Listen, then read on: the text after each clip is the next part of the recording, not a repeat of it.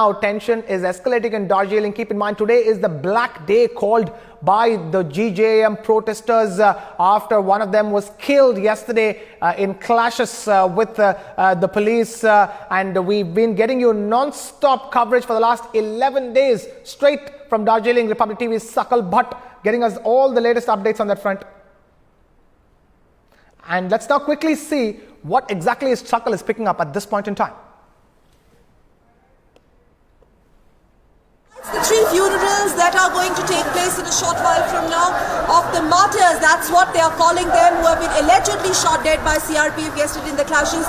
The people are very angry, not only for that, but also they're saying that this is a clampdown where the electricity has been withdrawn, the internet connection has been withdrawn. And what do you think it has been? Why do you think it has been that? See, this is a typical neo-colonial government that is trying to suppress a legitimate demand, a constitutional demand, through democratic means. And let me tell you that these martyrs have, their blood has watered the tree of our liberty. And we shall not end until we achieve Gorkhaland. And this is a state within the Union of India. And who's your leader? We are the common citizens. Mahatma Gandhi is our leader. He fought against the British and he achieved freedom. We tread the same path as Mahatma Gandhi, as Netaji. And people... but Mahatma Gandhi was all about non-violence, and there is a charge that Gorkha Janmukti Morcha, they attack police all the time. That is totally false elegance. We don't believe that. See, we are here. If you could turn around your camera, do you see any weapons in our hand? We don't see. So we come out here to support our people, and this is fundamental rights that we are fighting for. And so we are without a weapon. Right, that's Republic TV's Sakal Bhatt in conversation with the people of Darjeeling, who are clear about their demand for Gorkhaland, that they belong to India and that they want Gorkhaland as a separate entity. And this even as the central government in the form of the Home Ministry has now stepped into the situation, appealing for peace and calm.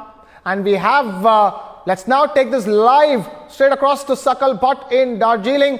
Sakal, it's the 11th day of coverage here on Republic TV that you've been bringing us non-stop. It's a black day today in Darjeeling, and we just saw you having that conversation with the people on the street. I just want to understand, they're not necessarily GJM workers or protesters. They're just Gorkhas from Darjeeling who want Gorkhaland.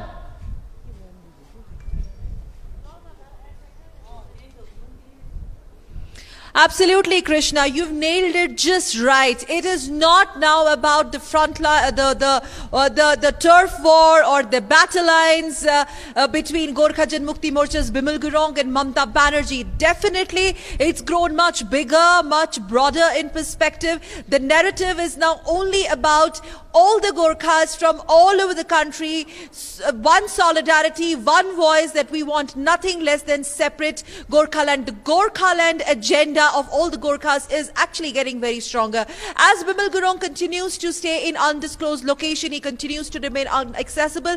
The focus perhaps is shifting away from him. It's actually not about GGM now. Having said that, it's at a very right and a very opportune moment that we have our Honorable Home Minister and the intervention coming in from him, appeal through social media that peace and calm should prevail on ground. And that's exactly what has happened since morning. Thankfully, Krishna, no untoward incident, no security clampdown has been reported. But yes, it's very worthwhile to mention here that since early morning today, there's an internet has been pulled out. There's a clampdown in terms of internet facilities being withdrawn. You don't have internet anywhere. Well, we are actually operating from our facility in a Wi-Fi zone, and that perhaps probably explains that is something which has restricted the movement of all the media here.